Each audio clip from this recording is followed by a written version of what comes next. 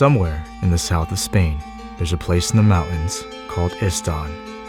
It's a quiet little village filled with tapas, sangrias, and race car drivers. Because the only way in or out is through 7.8 miles of blind corners, narrow sweepers, and challenging chicanes. But somehow, the folks here do it every day in what seems to be economy hatchbacks at speeds I've only seen on a road course. The reason I'm here today is because this is the perfect place to find out how a car handles. And that car is none other than the 2018 Audi RS6 Performance.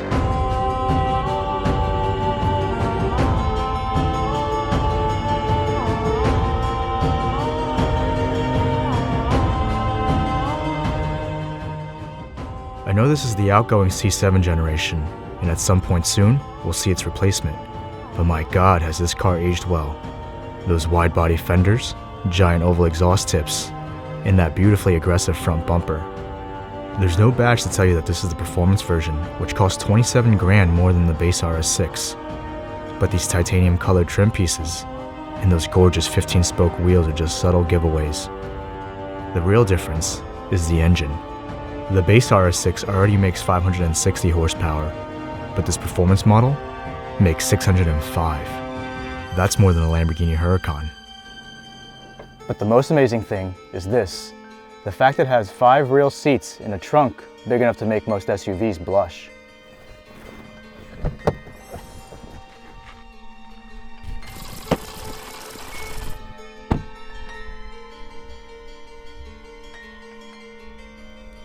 It's a shame that this car never made it stateside, but we do have something similar, the RS7 Performance. It's not as practical, but it's equally as fast. Let's get started, shall we?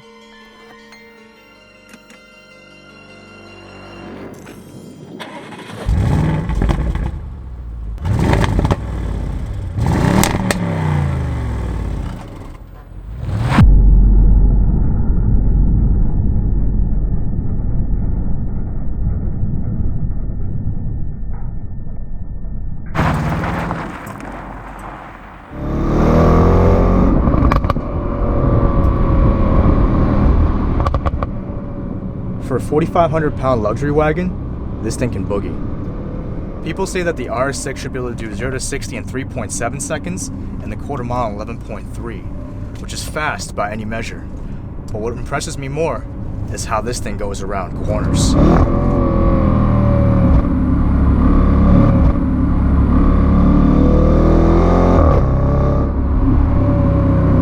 Yes, there is body roll, especially when you throw into a corner like this. And there's no denying the physics. But this is probably the most planted I've ever felt in a car this heavy. The Hellcat, the GSF, the M850i, those guys have nothing on this car. This thing drives lighter than it actually is.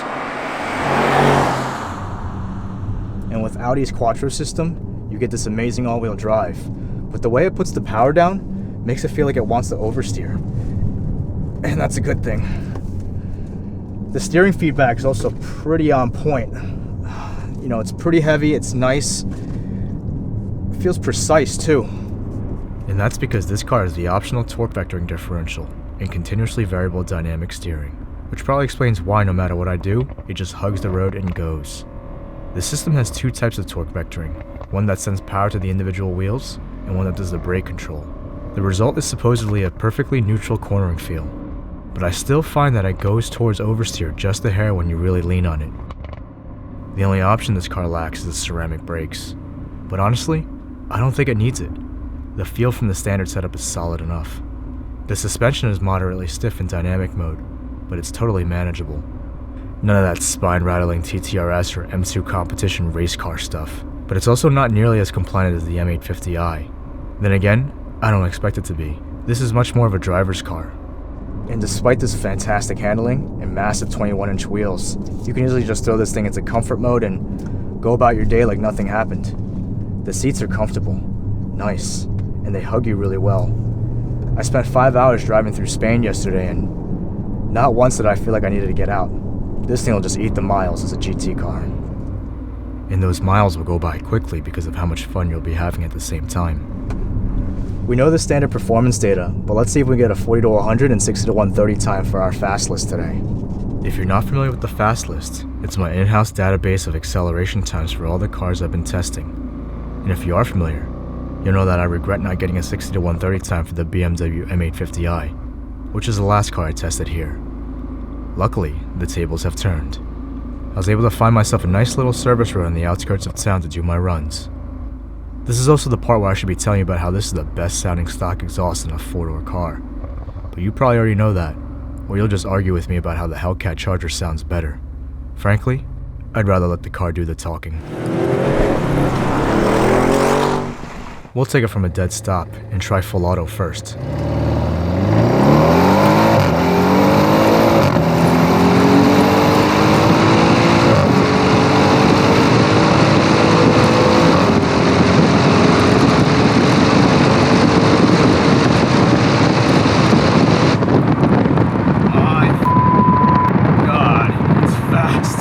Fast is right. I did do some manual runs, but it ended up being almost a half second slower, so we'll do another full auto run just for fun.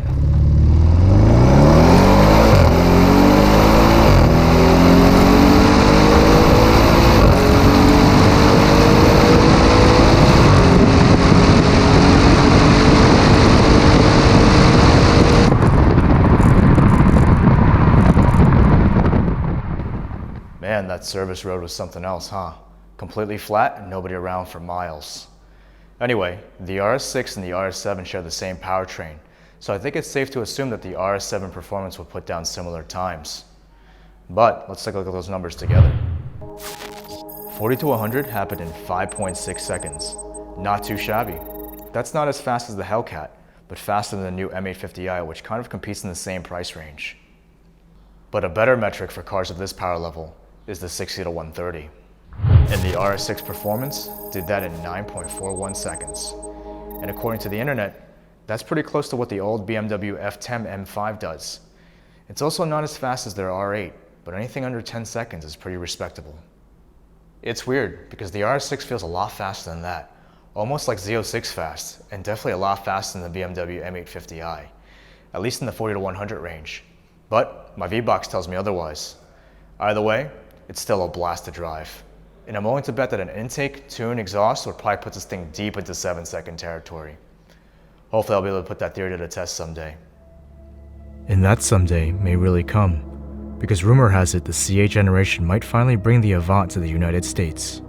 Regardless, I couldn't have asked for a better weekend to drive this car. It's beautiful up here, and there's no other way to put it. The Audi RS6 Performance is a phenomenal piece of machinery.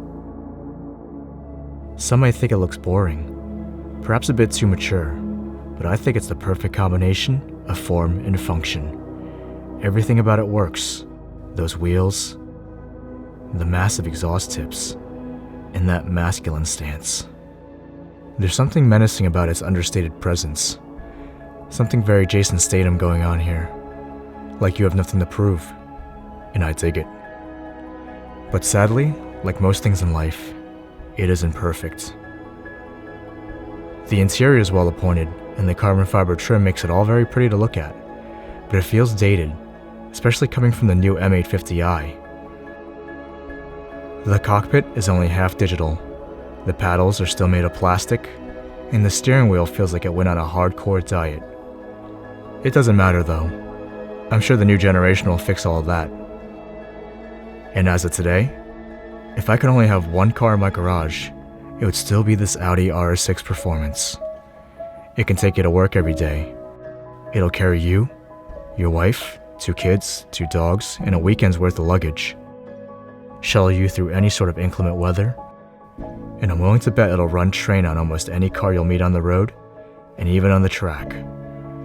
But for 120 grand, I wouldn't expect anything less. I hope you guys enjoyed this video, and thanks for watching.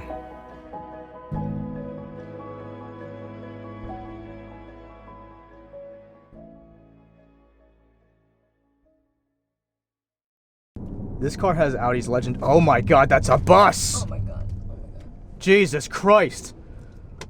This is a We're blind. putting that in at the blooper. Oh my god, what the hell is wrong with these people?